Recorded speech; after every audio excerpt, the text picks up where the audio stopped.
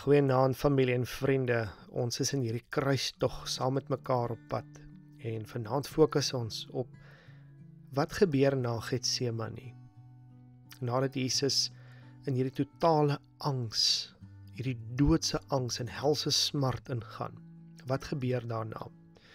Ons lees in Johannes 18 vers 4 en 5. Omdat Jesus geweet het van alles wat oor hom gaan kom, het hy vorentoe gekom en vir hulle gevra, vir wie soek julle? Jesus van Nasaret antwoord hulle hom, dit is ek, sê hy toe vir hulle. Judas sy verraaier het ook daar gestaan. Ons sien dat Jesus oorgelewer word, mense hom bespot, gespieg word, geslaan word, soldate hom verneder. Ons sien dat sy disippels hom verlaat, by name Petrus hom verraai, verloonskies, Judas hom verraai, en dan sien ons dat Jesus die godsverlatene word, vir godsverlatenis. Dit laat mens diep nadink oor wat het in daardie oomblikke gebeur, dat Jesus selfs die woorde van Psalm 22 vers 1 uitskree, my God, waarom het U my verlaat? Let wel op, sommer net die taalgebruik is nou nie die warm taal van my Vader, maar my God. Ek sien onmiddellike afstand teenoor Jesus 'n normale manier van praat. En dan wonder mense, hoekom gebruik Jesus spesifiek daardie teksgedeelte?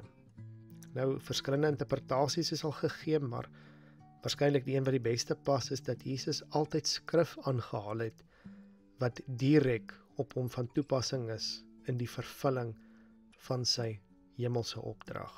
En dan is dit dalk goed om raak te sien, dat wat daar gebeur het, so gruwelik, so boos, so donker is, dat dit selfs in die middag duister geword het, donker geword het.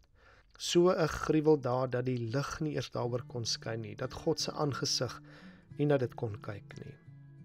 Dit moes so donker gewees het, sodat geen lig daarop kon val nie, want die onskuldige vir ontskuldiges ontvang die doodstraf onverdiend. Wanneer ons na dit dink, dan dink ons Jesus word gebore, en dan is daar is lig in die duisternis. Ons dink aan die ster wat in die aand skyn en helder die pad vorentoe wys, want Jesus is die lig. In hierdie oomblik is dit ene duisternis. Dan is daar 'n paar verdere gedagtes wat ons aankou. En ek wil regtig by 3 spesifieke finale punte staan. En dit is wanneer ons gaan dink aan wat Christus kom doen het vir ons, dan kan ons nie anderster as om te besef hoe enorm groot die sonde moes wees om die doodstraf en besonder hierdie dood te werk te bring nie. Hoe gruwelik moes ons optrede wees, hoe afstootlik moes ons sonde wees, dat dit die kruis verdien. Tweedens, hoe onbeskryflik groot en wyd en lief die liefde van God nie moes wees. Dit laat mens mooi dink in die woorde van John Stott. Because he loved us, he came after us in Christ. He pursued us even to the desolate anguish of the cross, where he bore our sin, guilt, judgment, and death. It takes a hard and stony heart to remain unmoved by a love like that.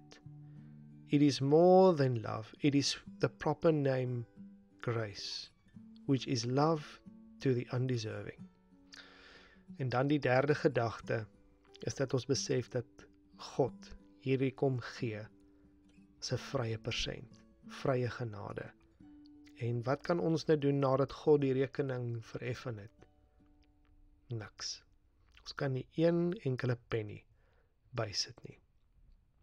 In hierdie gedagtes, kom ons bid saam. Here Jesus, dankie dat U die godsverlatene geword het vir godsverlatenis. Dankie dat U die laaste een is in die geskiedenis van die mensdom wat by regte kan uitroep, my God, waarom het U my verlaat? Dankie dat ons dit in ewigheid nooit weer hoef of kan te sê. Dankie dat U perfek, absoluut perfek betaal het in so 'n mate dat dit vir ewig staan met die woorde, dit is volbring.